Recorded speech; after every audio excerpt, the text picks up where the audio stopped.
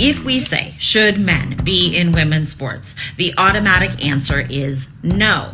But the introduction of the word trans and the word woman introduces a empathy trap.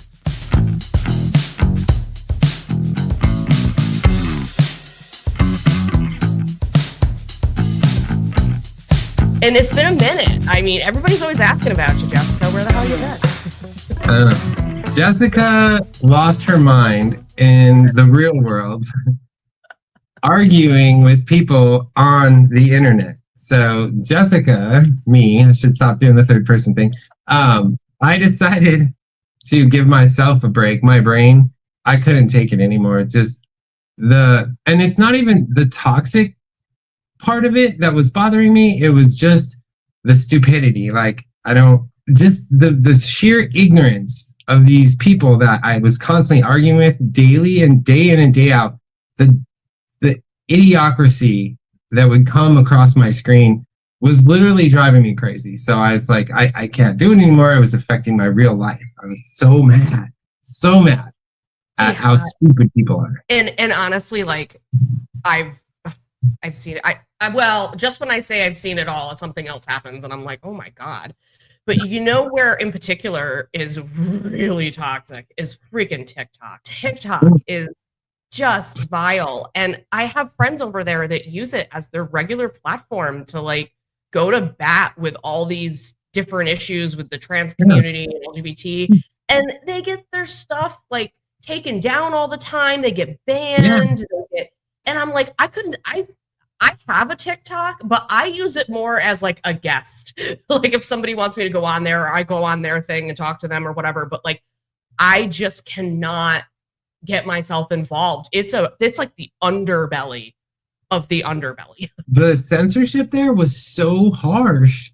I was just like, why would anybody even bother trying to argue? You can't argue with nobody because you can't use descriptive words or they kick you off like immediately. Yeah. I was like, you have to change your language. You can't say same-sex attracted. You have to say same-smex attracted and homosexual and shit like that. And it's like, are you kidding me? Like, this is the length people have to go to have free speech?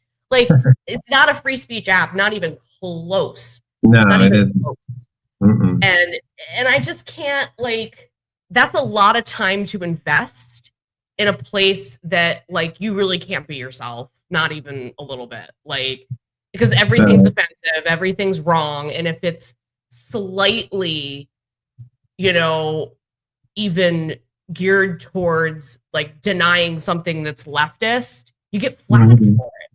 And I'm like, I just can't do it. But I understand where you're coming from though about it being exhausting, because there are people that come at me and say the most disgusting, vile, screwed up things, and 95% of them are on the far left. Like once in a great while, I get somebody that's like some weird right-winger religious person that, thinks they need to preach to me about something. But like more times than not, it's people on the left that with the name calling and the, circular logic and the semantics and baloney. And obviously Trump got elected. We talked a lot about that prior. We all kind of knew he was going to get elected, that Kamala wasn't going to make it, and I'm starting to see a shift though in the politics already.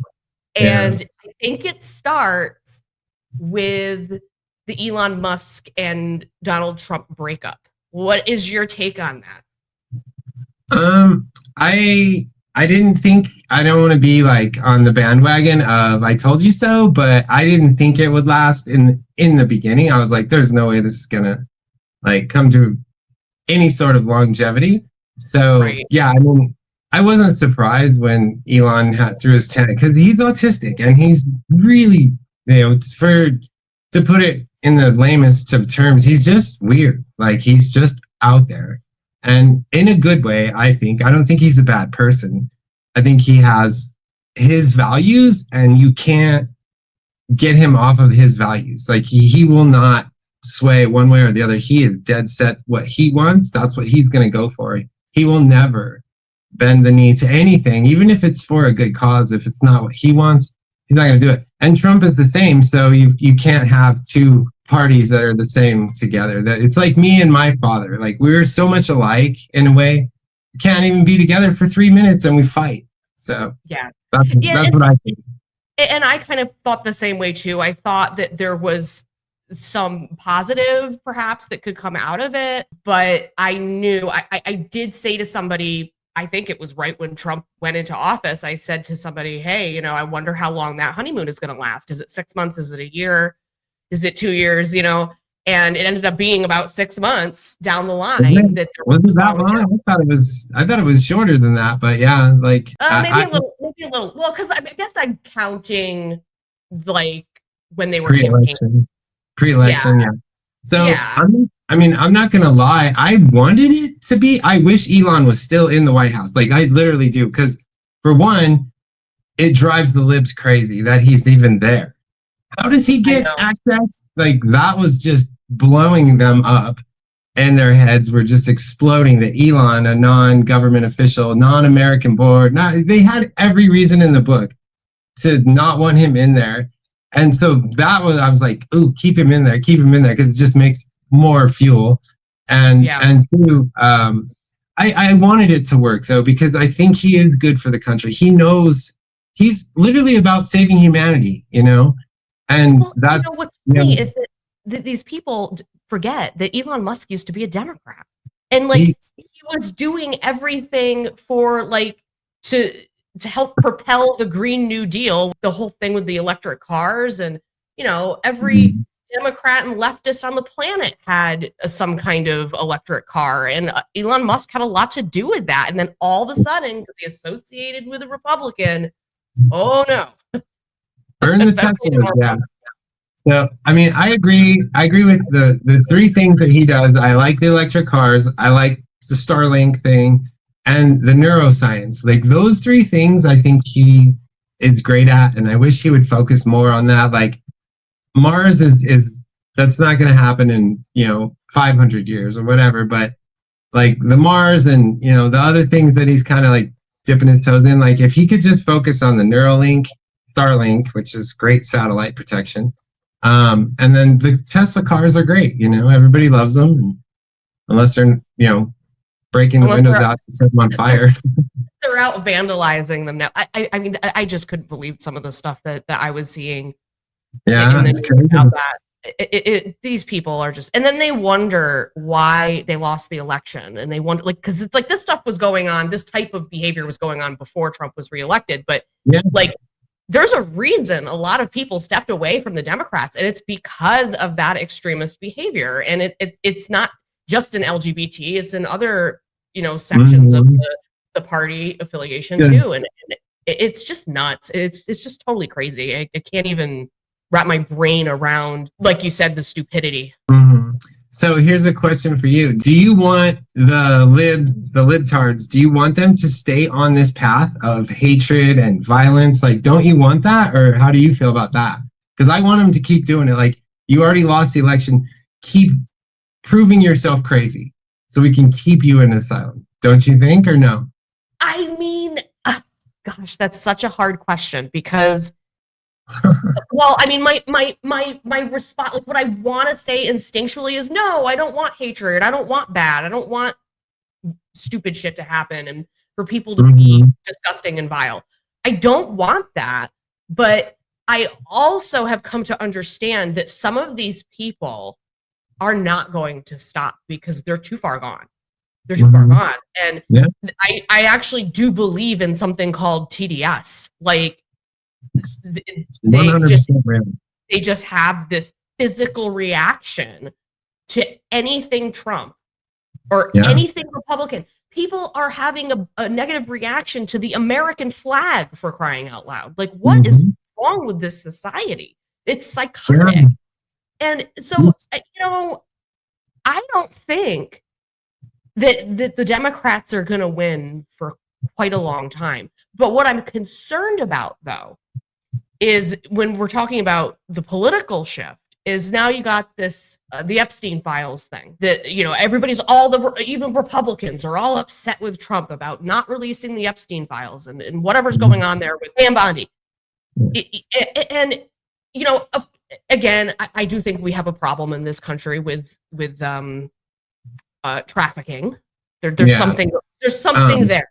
There's something Yeah. behind that curtain, and they are hiding it, and it's very Mhm. obvious that they're hiding it. I mean, just the whole thing Right. from start to finish, they're just playing games. But I don't know that and I know it was a campaign promise of Trump's, but I almost feel like he said that and didn't realize how effed up it was.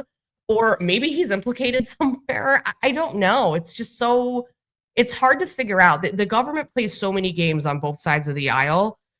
So I don't entirely trust either side, but the side of logic and reason and normalcy is the Republicans right now. It just is. I mean, because look, who do we have to represent that is halfway decent on the Democrat side? There's nobody. Yeah, There's nobody. no AOC. Are you kidding me? What the hell has that woman done? Nothing. Absolutely nothing. And she spews all kinds of misinformation, and it's all designed to like fearmonger and make people freak out. Like, it's awful what they've done to LGBT people. Like, they've made everybody think that they're under attack. Like, they listen to these people, and that's part of the problem, and Trump doesn't care about that. Trump's not, he doesn't care. He does not care if gay people are gay or any of that stuff. Like, that's all a lie. And that's something that I came to understand and realize that I was dead wrong about Trump with. Somebody that used to be a Democrat, I used to believe that Trump was anti-LGBT because of the shit I was listening to and the echo chamber that I was in. And once you remove yourself from that and kind of admit, oh shit, I was wrong. Like, what the hell was I thinking? You feel, first of all, you feel so much better realizing that it's not what you thought. But so it's very liberating. It's very freeing. But I also saw things through a different lens, and I met new people that were awesome that I never would have met because my mind was closed, because the Democrats are actually more narrow-minded than they want you to believe, You met me, so there you go. I started this journey, so to speak, probably 3 years ago. Yeah. And I've just had a total transformation. But I guess to go back to answering your question, like, I don't know. I really want to see good things happen, but I don't know what to do with these people. I really don't. Like, they just can't be. Everything is about their feelings. There's nothing about the facts that you put down in front of people that they can't get past their feelings. They can't get past the emotional aspects of the stuff with the immigration thing. That's a big one. For some reason, the Democrats are so good at pulling these people's heartstrings and like leading them in this direction that like Trump is this racist, horrible person that just wants all immigrants to be unalived. I am not a conservative. I tell people I'm not a conservative. I vote Republican. That's it. I'm a Republican trans. That's all I am. I'm not conservative because I'm pro-choice and I'm somewhat of a libertarian. I don't even like calling myself any of those things. I'll just say I'm going to vote Republican because they stand for the Second Amendment, free speech, a sovereign country, a somewhat of a private country where you can't just walk in and do whatever the hell you want. I'm against the birthright citizenship. I don't think that's fair either. It was back in the day when they did it, that was just to keep the workers that came over to start the country so they could have, kids, and they would bring more people to our country that way. For a good thing, not for a mooching, like a drain on society thing. But yeah, so Epstein is, definitely, they're hiding it. There's no way Dan Bongiovanni and Kash Patel are both like, we're going to let all the secrets out. We're going to tell everybody everything. And then they read it and they're like, no, there's nothing there. There's nothing there. So that's a secret. So I don't trust my party either. But to stay on the side of, how to address what you just said about how crazy these people are, and the Dems manufacturing, fear and manufacturing this oppression. A Starbucks worker, a Starbucks patron, somebody who was at Starbucks was there, and 6 police officers walked in to get coffee and donuts or whatever. And the patron of Starbucks went to the manager and said, I am scared. I am shaking. I am losing control. I need these police out of here. They're making me so afraid for my life. I am in fear for my life right now. Please have all the cops let. And the cops left. The police officers enjoying their coffee at a Starbucks before their shift when they say they were shown the door. A barista reportedly asking them to leave at the request of another customer. This morning, Starbucks is facing fresh criticism following a July 4th incident at one of their Arizona locations. A barista says she was approached by a customer who said they felt unsafe with 6 Tempe officers gathered for coffee at the store. The president of Tempe Officers Association telling ABC News. Very politely and very nervously ultimately asked and said that there was a customer inside the establishment that was felt unsafe. That employee apparently giving the cops the option to either move out of the customer's sight or leave the store.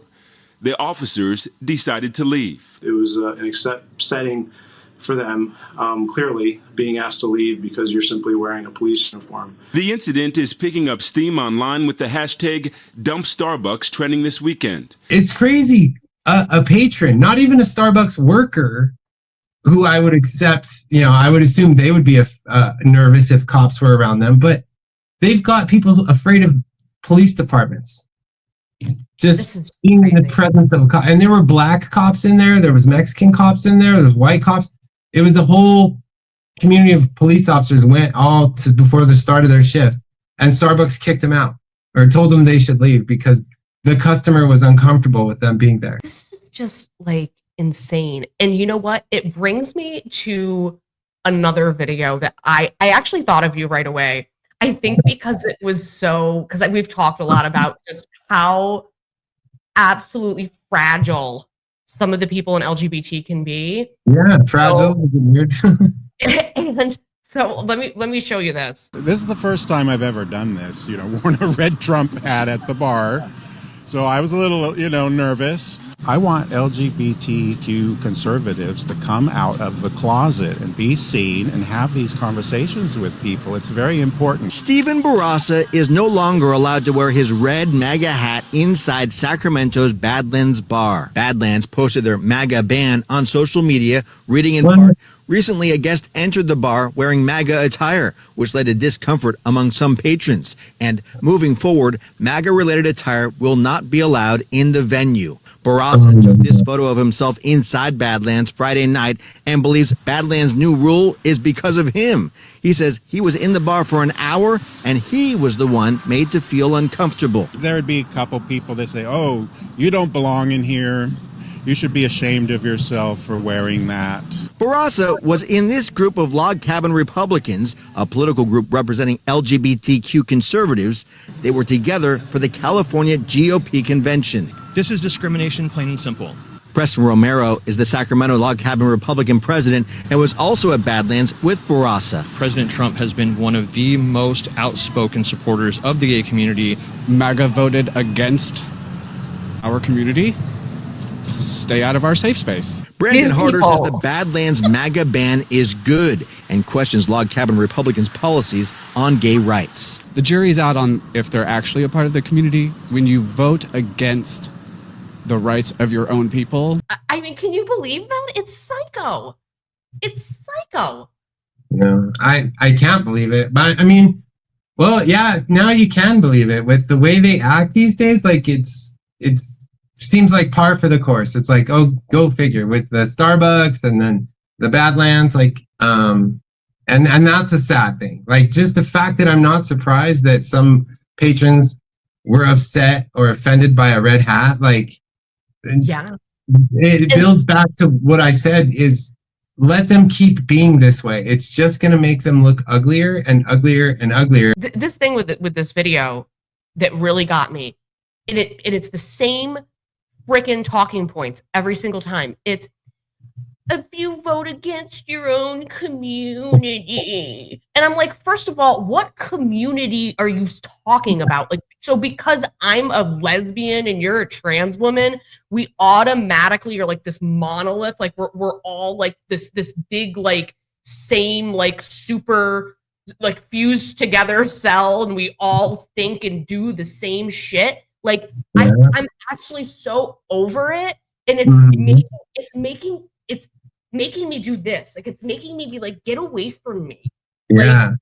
Like, how dare you assume what my thoughts are and how I feel about things and what I think about stuff because of my sexual orientation. Like it has gotten so cultish, and they double, triple, quadruple down on this stuff. And I'm like, this is why you lost, dude. Like they don't know how to shut up, and they don't know how to pick and choose which hills to die on.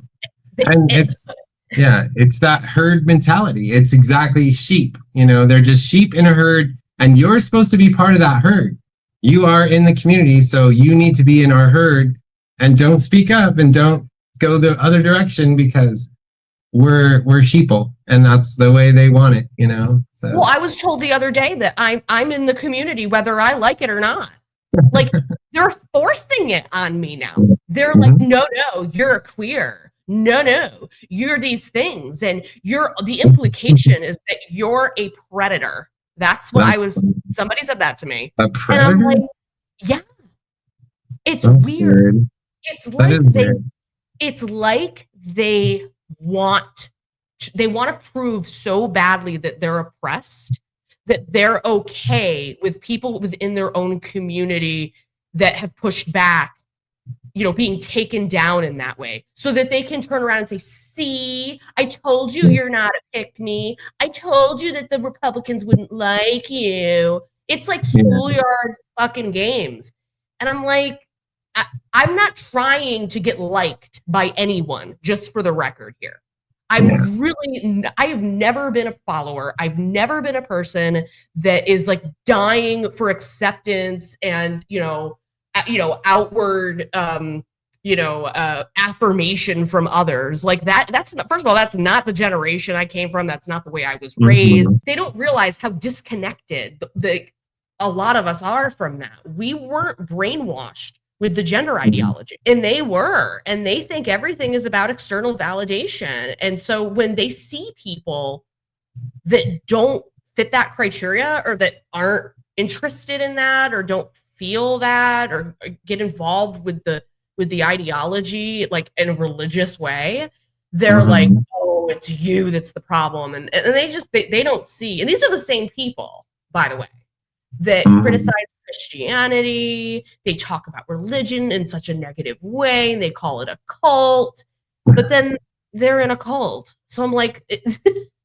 I just find it to be so it's insufferable. Yeah, to me it's such a non-issue that I don't want to belong to the community anymore. And I think I've been saying that for at least over a year now. Like, F that. Like, those aren't my people. I don't want to be around those people. And I get in real life, not online, because I'm not online anymore, really, not on social media. Just, people are like, how could you like not be part of your community? And like, that's like you just said, like those people are saying, how could you vote against, your own people? It's like, they're not my people. I never claimed they were, Yeah, and that's what's interesting about it, is that they think that we're all on the same team, and it's like, yeah, maybe 20 years ago, 10 years ago, maybe. But that was when we actually had something to fight for. Like, we have everything now. I just don't see it as being like they overcomplicate all of this as being like the end of the world, and it's not. Yeah, it's, it happened to me today. I had to go to the doctor's office, and the lady brought me the clipboard, and then I was all done filling out my paperwork. She brought me a third one to fill out, and it was a pregnancy thing. Like, when was your last menopause? When was your last and it was all these questions about, are you pregnant? I go, girl, this isn't for me. I'm a biological man. Like, I said that in front of the whole waiting room. There was a bunch of people, and they all know. I mean, you can see by looking at me, I'm not a woman, but like, it was cute. And they're like, they looked at my chart and they go, oh, you did mark down that you're a male. I'm like, yeah, I marked down I'm a male. This is a doctor's office. I can't lie, my pants are gonna be down, my shirt's gonna be off. You're gonna know I'm a man. Like, why would I lie about that? My question to you is this: do you think they were just playing along? I don't think they were. I think part of it was the computer just identified Jessica Gill, and I was at a specialist, so my referring doctor marked me down as female, which I don't know why they did that. I've never marked myself as a female on a doctor's thing or a prescription, never. And They because if saw I the do, name probably and just assumed maybe. yeah, so they put me down as female on their own. I did not mark that as a female. I marked male, everything. I mean, why would I risk that? Like, I could get prescribed drugs that might hurt me. I mean, I do take estrogen and progesterone and spirulactone. Like, I take those things in a safe dosage, but what if they're like, oh, female, she gets XXY of this drug, and like, whoa.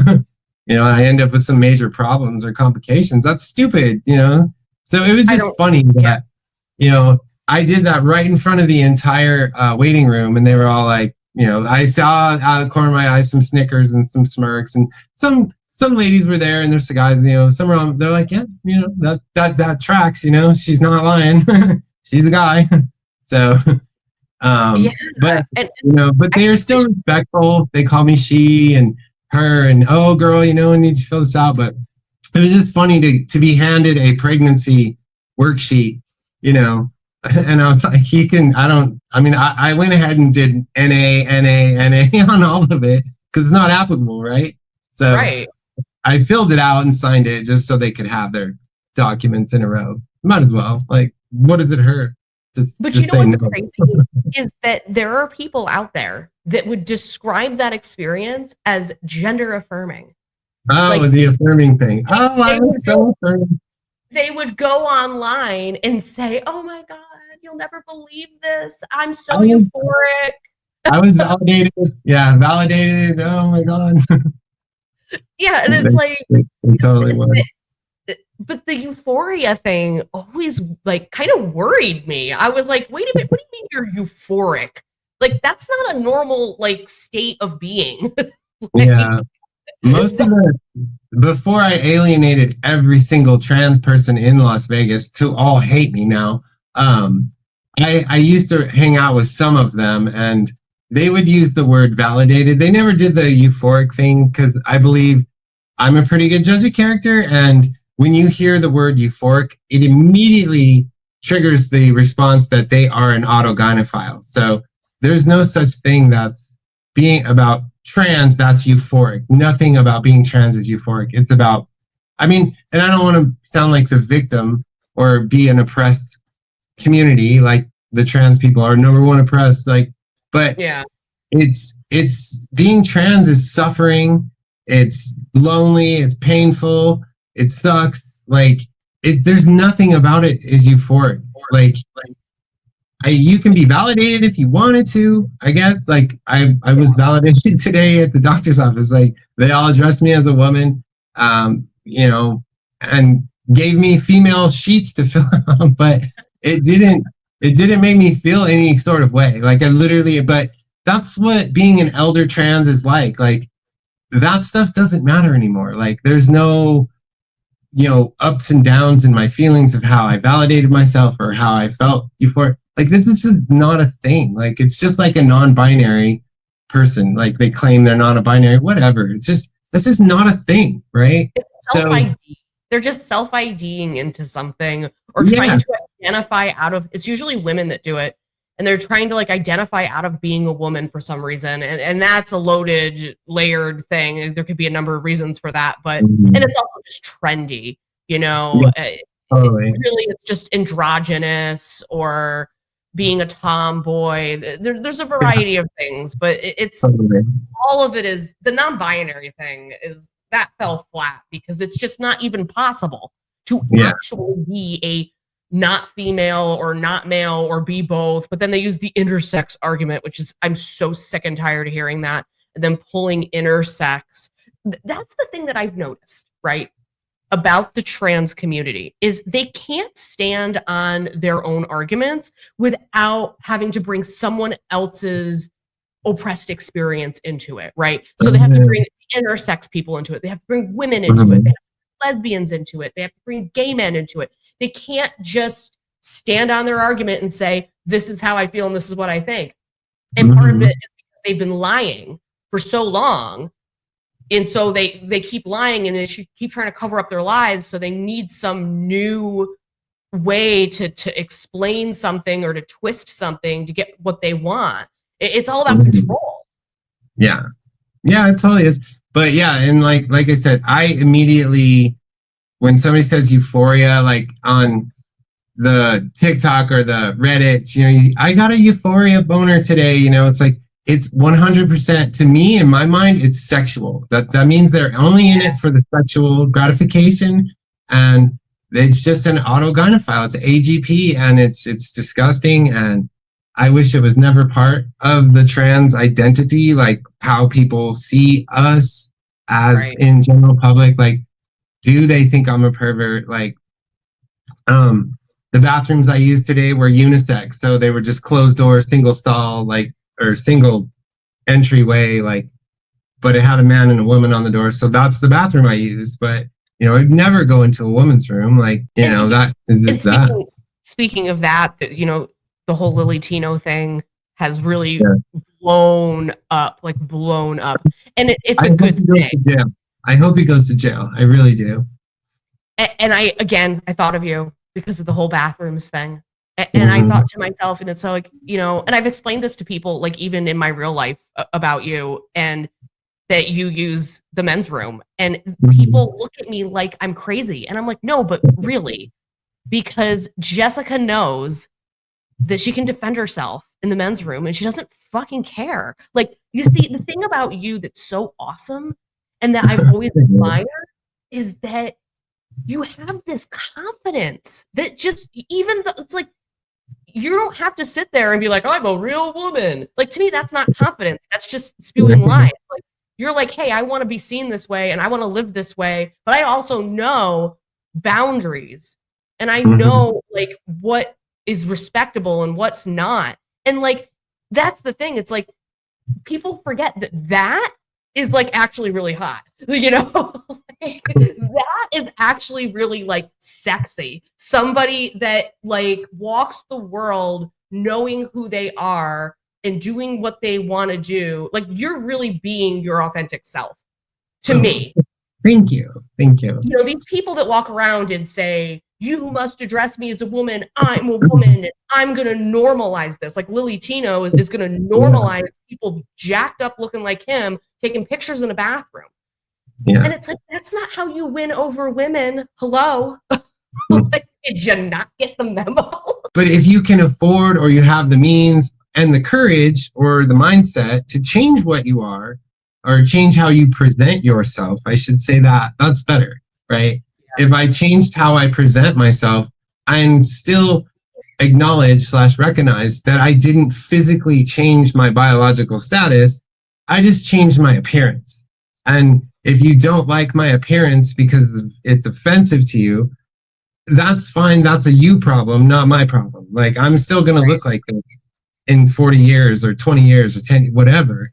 But I'm not here to please you. And I did this for me, right? It's a selfish thing. It's a selfish act. You know, it is. But you've heard me say that too, that being trans is kind of narcissistic. It's kind of selfish, you know?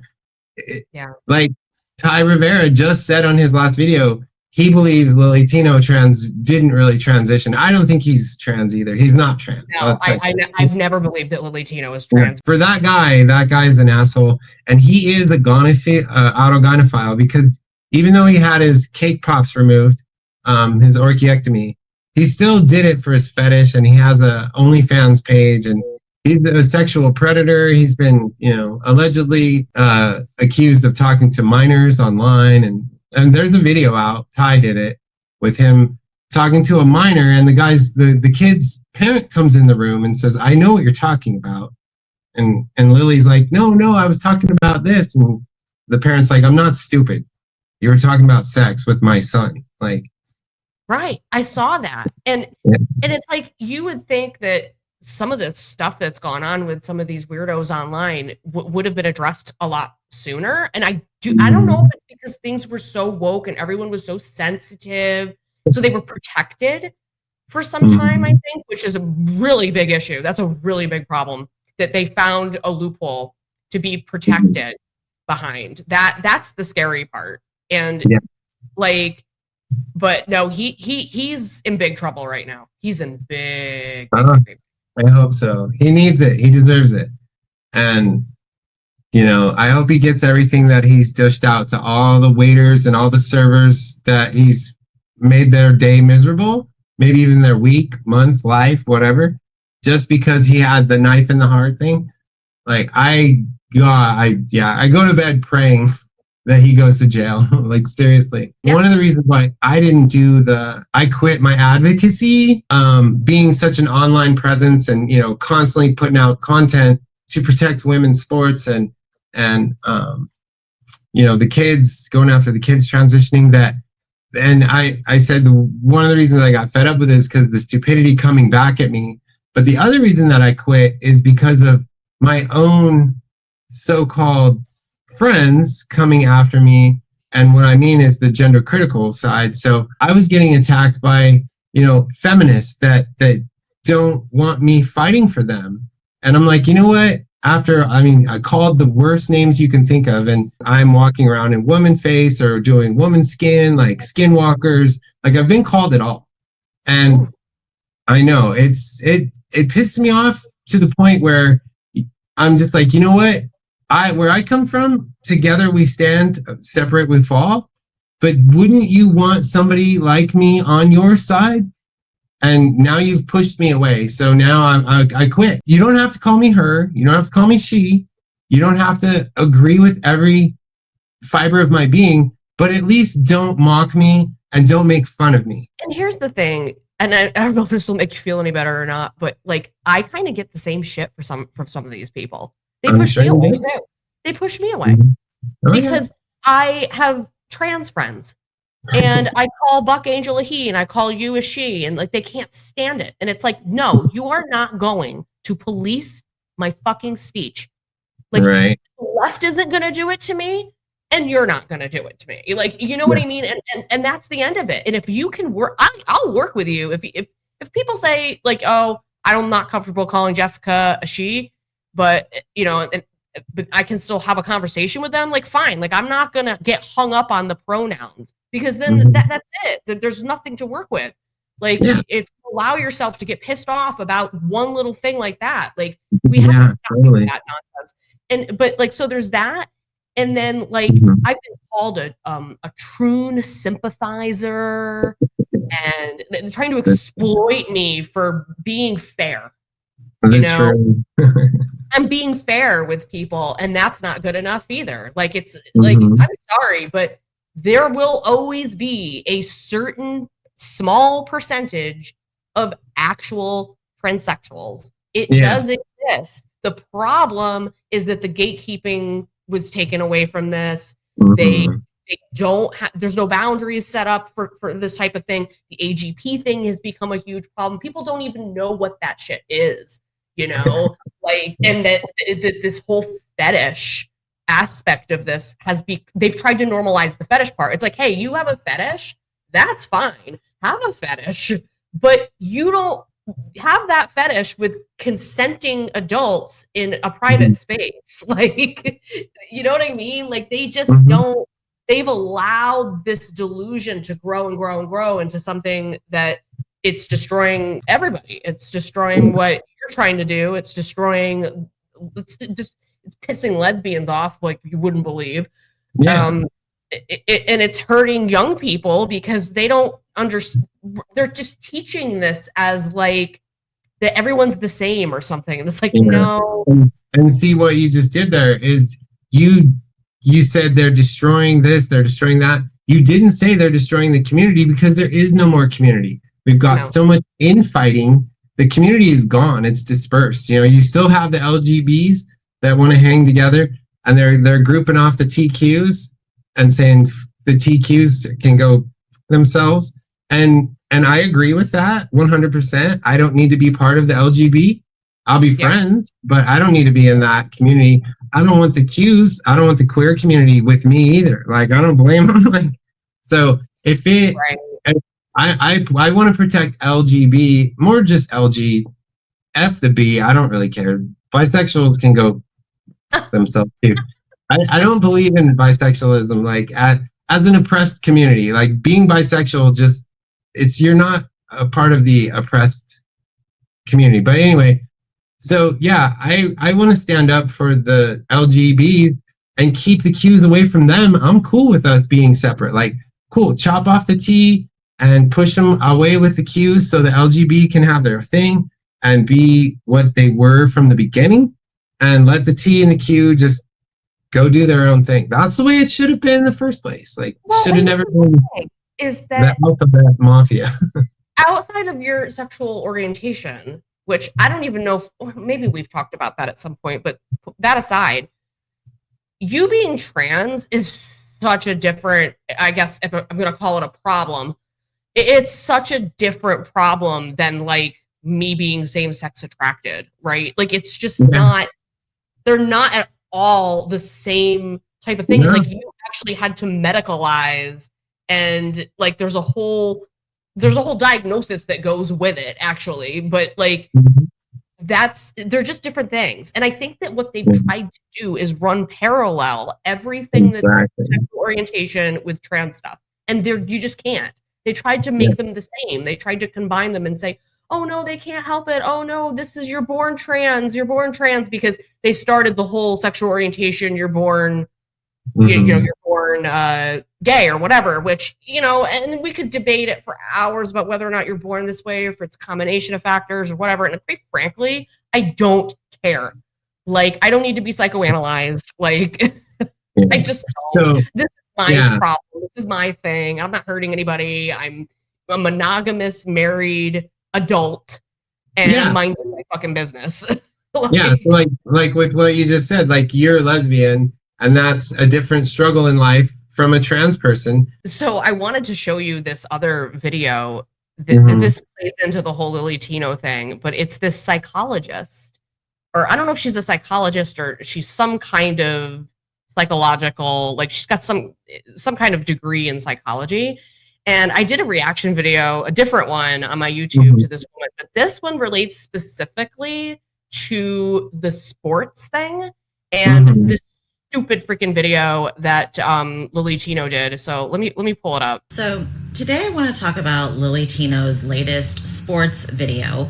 And once again, I want to talk about our instincts versus the linguistic manipulations that we are seeing from transgender cultists. So in this video, Lily Tino kind of fumbles around doing a sort of parody mockery, basically being like, oh no, trans women are so bad at sports, we couldn't possibly be a threat to women. After all, we do have the biological advantage. His biggest point being that this is some sort of a scare tactic that is being used against quote unquote trans women. Now, here's where the manipulation comes in. If we say, should men be in women's sports? The automatic answer is no. But the introduction of the word trans and the word woman introduces a empathy trap in which somehow we start to conceptualize men as something other than men. When we understand they are men, we understand why women have their own sports categories in the first place. This is for reasons of fairness and reasons of safety. Humans are a gonochoric species, meaning we have two distinct sexes. We are also a sexually dimorphic species, meaning that the male of the species is bigger than the female of the species. And if you do not believe me, go outside, take a general public survey of your area, and you will notice that on average, the males are all common sense and stronger than the females in your vicinity. It does not take an expert to explain this to you. It only takes eyes in your head. And as always, I like to enlighten you with information. I highly suggest, in general, anyone who wants to know more about instincts, read about animals. Read about animal behavior. So this is a book. It talks a lot about animal behavior. It is called The Fairness Instinct. And this is ultimately a lot about reciprocity in communication, integrity in communication, and all of the different ways that fairness is an instinctual gut response in animals. This is fascinating. Humans have been playing sports since we don't know how long, for ages. But we do know that the Olympics, for example, are 129 years old. Women were not allowed to compete. Sports were a male activity. Professional sports for the longest time have been male opportunities. And the whole reason things like Title IX were created in the United States was for women to have fairness of opportunity. Men, being bigger and stronger, are very athletically advantaged, and thus we see them excel at sports. And of course, women are also very athletic, but not when compared to men. Male physicality simply comes with hundreds of physical advantages, and this is due to how we have evolved over time and the kind of species that humans are. Males' hips, just their hips, their angle from hip to femur makes them much better at sports involving I've running. talked about that a million times. Their hands and feet are bigger. They have better grip strength. They are more advantaged in terms of lung and heart size. They have faster heat dissipation, better lung and blood oxygenation. They have faster muscle twitch fibers. They have so many numerous advantages. It is hard to even cover them all. This is really interesting. Boys versus Women looks at high school boys. These are 15 to 17-year-old boys versus elite Olympic athletes, female athletes. And we can see that in nearly all cases, boys are more physically advantaged than women. Boys beat women's Olympic records all the time in track and field and other sports. Then we see this website. This is she1.org. This is beginning, this is not exhaustive, but it is beginning to track all of the times that female athletes have been displaced by men who claim to be women. So men are really making a mockery of Title IX right now by using an identity status to infiltrate women's sports. And for those of you who are having a gut reaction to men being in women's sports, this is an instinctual response. This response for fairness is a gut reaction. It is a primal instinct. So it's so interesting to me that she says that, and I believe her. But if it's an instinct, it's kind of scary to me that so many people lack that instinct. You know? You mean lack the instinct to recognize or acknowledge the fact that there's a biological advantage, or that's the instinct? Either lack the instinct altogether because they can't recognize that it's wrong and it's not fair, or perhaps maybe they're like misguided because of the whole empathy trap, like she was talking about earlier. All elite women who are competing at those elite levels, they have done everything in their life to hone themselves. So men who purposefully reduce their physical capacity, so they are purposefully suppressing their physical advantages, this does not create a fair playing field. It simply makes a mockery of the women who are doing everything they can to heighten their physical advantage. Right here. If I tie my arm behind my back so that I can play Little League with children, the fact that I have hindered my own performance does not then make it fair for me to play with children. It simply makes a mockery of what those kids have done to hone their own physical performance. So this entire video that Lily has made is a manipulation to persuade us not to be responsive to our own instincts, not to see what we see, which is men in women's sports. Just because a man has claimed a new identity does not make it fair for him to play sports with women. Regardless, even my T levels being lower, I still outperform all of my female friends on mountain bikes. Even my female friends who ride electric mountain bikes can't keep up with me on an e-bike. And my T levels are so low. But again, the way she's talking, the way our hips move, guys' hips can move straight forward like this. Right. Women walk with the hips like we have the curve. But that's by physical anatomy is the reason women walk like that. It's not because they're looking sexy. I mean, it's exaggerated, obviously, in supermodels. But yeah, it's because you guys' legs can't move like this as fast as we can. Your guys' legs have to go like this. Right. And our legs can go like this. So yeah, we're always going to run faster, jump higher, be stronger. Like it's just so, yeah. So I commend that lady. She's very well spoken. She does a really good job of explaining it. I like the analogy of one arm tied behind my back. Like the trans women and women's sports thing, I really do think people were like so captivated by it. And like she said, it's like this weird empathy trap where because they use certain words and certain language and they soften the language and the trans women are women thing and like they just want to fit in, they just want to blend in, you need to accept them, it's okay.